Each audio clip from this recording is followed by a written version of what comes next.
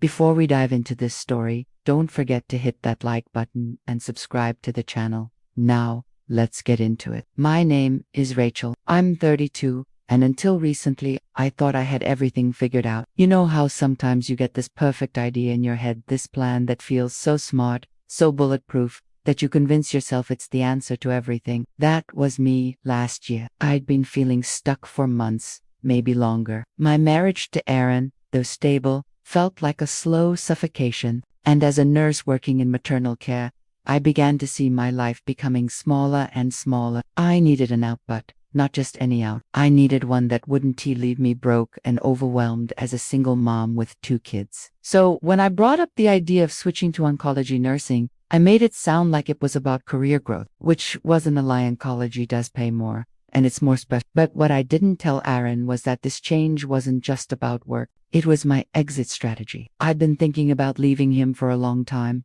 I just needed a way to do it safely. I wasn't naive. I'd watched friends go through brutal divorces, moving back in with their parents, scraping by in crappy apartments, drowning in guilt and exhaustion. That wasn't going to be me. When I realized I could go back to school, cut back on hours, and let Aaron pick up the slack while I trained for a higher paying role, it felt like the universe had handed me a map. I told him I needed to study, to focus, that I couldn't work full-time and be in school. He didn't hesitate. Of course, sweetheart, whatever you need. It was almost too easy. The plan was simple. Let Aaron support me through school. Once I got certified and found a better job, I'd file for divorce. 2 years, max. I even ran the numbers. With child support and my new income, I'd be better off single than married. What's more, he was proud of me. He started working extra shifts, taking on more around the house, stepping up with the boys. Sometimes I'd feel guilty watching him pour himself into a future I had no intention of sharing, but I'd remind myself this was about survival, about freedom. I didn't see myself as cruel, just smart. I started setting aside bits of my reduced paycheck into a private savings account. Chloe, my closest friend, called it my liberation fund. That made me feel like a rebel with a cause, like a woman who refused to settle.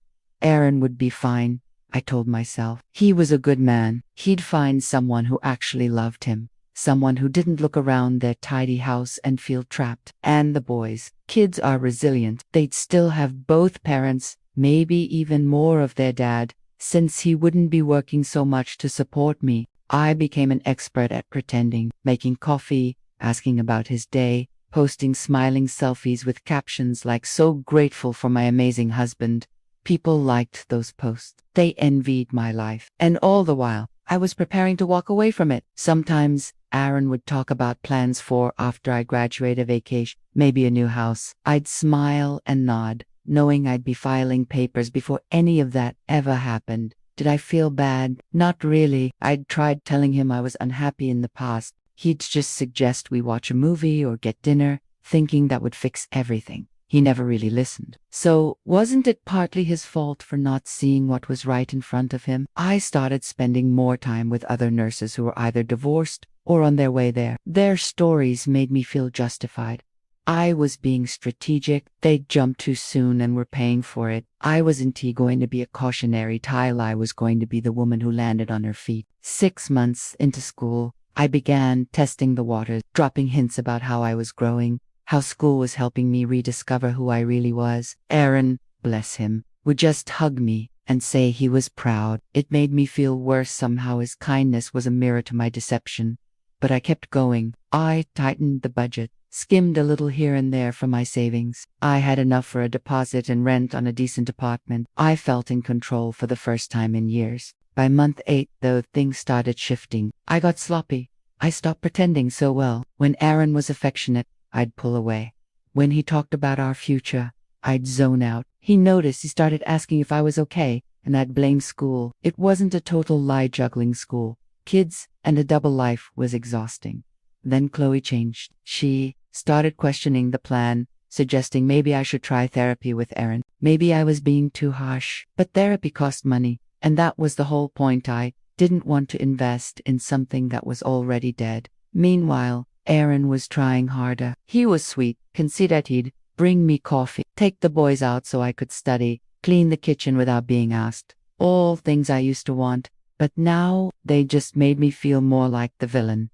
I began nitpicking his bad habits, his quirks. I needed to believe we weren't meant to be. And then one night, everything crashed. Chloe was over. We were in the kitchen talking about my timeline, how close I was to being done, how Aaron was essentially funding my escape. I was laughing about it, caught up in my own cleverness. That's when I heard the door close. Not slam, close, quietly. Then the sound of keys on the hall table. I froze. I found Aaron standing in the living room. He asked where the boys were. At my mom's. He asked if we could talk after Chloe left. His voice was flat. I nodded, trying not to panic. When I found him later, he was sitting on the edge of our bed, staring at the wall. And then he said it. He'd heard everything. I tried to deny, to explain, to say it wasn't what it sounded like, but he cut me off. I'm done. I'm not going to let you use me anymore.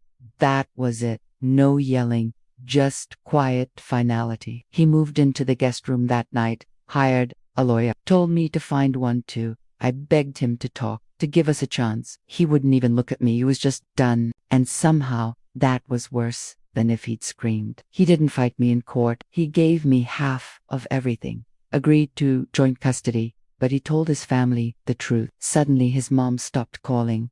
His sister unfriended me. Co-workers at the hospital avoided me.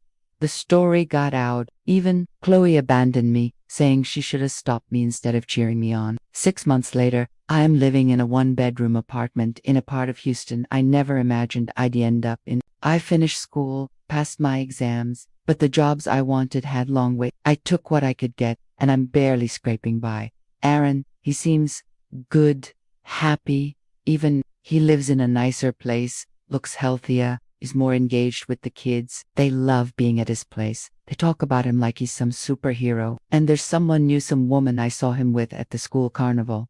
She's sweet and simple and clearly adored by my boys and me. I'm the one people whisper about. The one who blew up her marriage for a fantasy that never came true.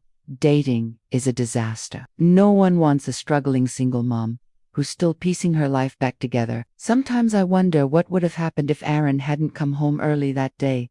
Would I be living the life I planned? Would I feel free? Maybe.